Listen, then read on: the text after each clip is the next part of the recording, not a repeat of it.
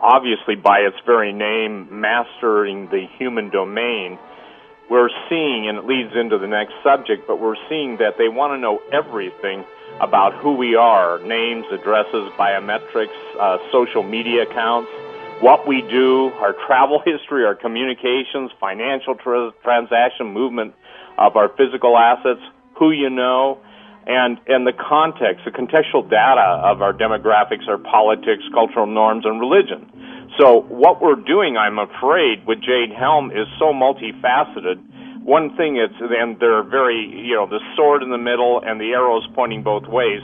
They want to know everything. And I think that people need to understand that in the United States, all of their effort with Jade Helm should be directed outside towards America's real threats, the tragedy of felonious aliens being released. I'm talking about now ones that have been imprisoned in the United States.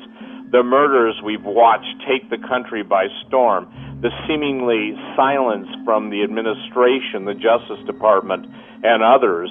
Then we're dealing with the whole idea of the human domain. I'll make it real simple. They want to know everything about everyone.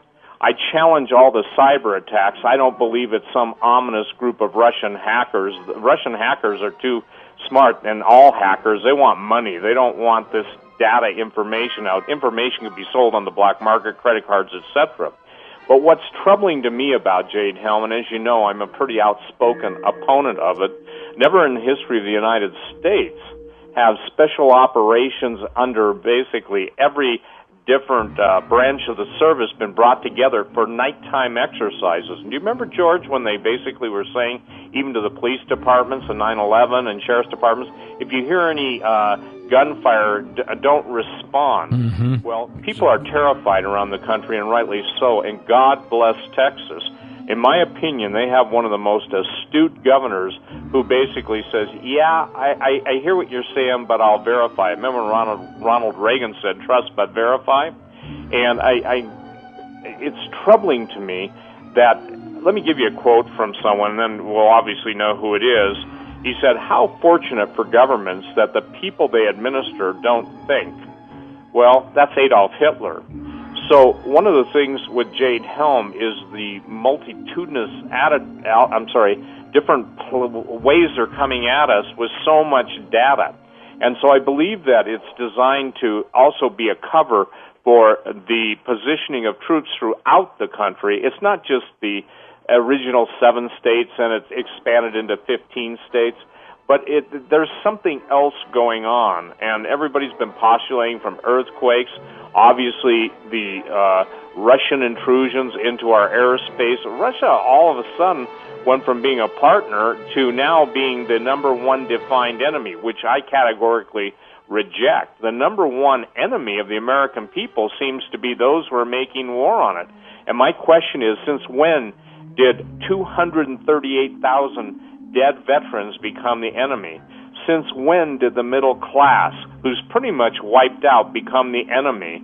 Since when did our heritage demand the erasure of the entire, if you will, Civil War? And there's two, sides of the Civil War.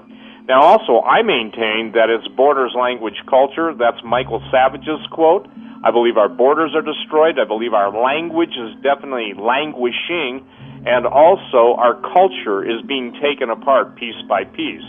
A famous statement made by someone in authority basically said, America's the greatest country in the world, and we intend to change all that. I was reading Drudge's headlines, and do you see Drudge's headlines tonight on the top left corner? I sure did, yeah. You know, what has happened to this country? We're seeing the most extreme indications that everyone other than them, meaning them, are the proponents of a new world order, of the globalist government. We're hearing all these reports, and they're real reports, about the Trans-Pacific Partnership and all of the different events going on. Then we've got the three-ring circus of how many people have thrown their hat in the ring for the Republican nomination, and only one, in my opinion, is telling it like it is. You know, and I think we can go with a statement, in a time of universal deceit, telling the truth is a revolutionary act. Well, the only guy I see telling the truth is Donald Trump. And look, this isn't a political speech, it's just this.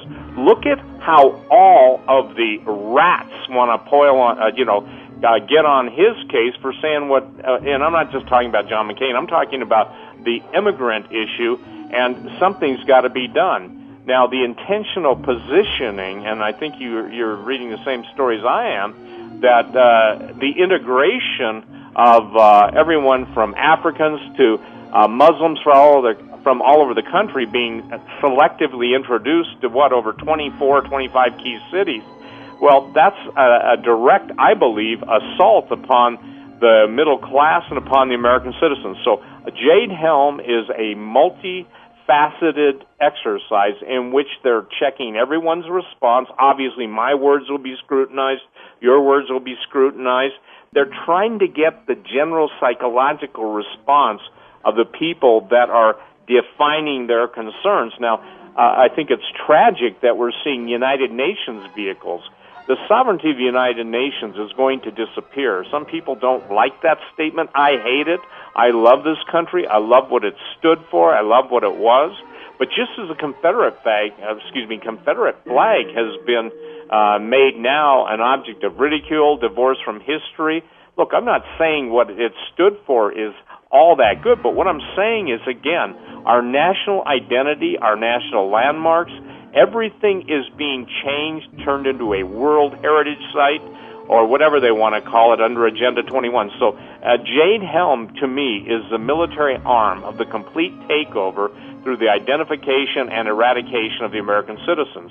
We all know Larry Graithwall, the FBI agent who penetrated the Weather Underground. Mm-hmm. And, he made the statement back in the time he did that there was plans to murder 30 or 40 million Americans. Most people simply can't get their mind around that we would actually be now, instead of the land of the home, or the land and home of the free and the brave, that now we have been turned into a bunch of criminals and knaves in the eyes of those globalists who basically, if you love the freedoms that were given to us under the Bill of Rights, the constitutional guarantees, we become a lawless nation now, and a nation that becomes lawless is capable of incredible and dangerous slaughter of its inhabitants.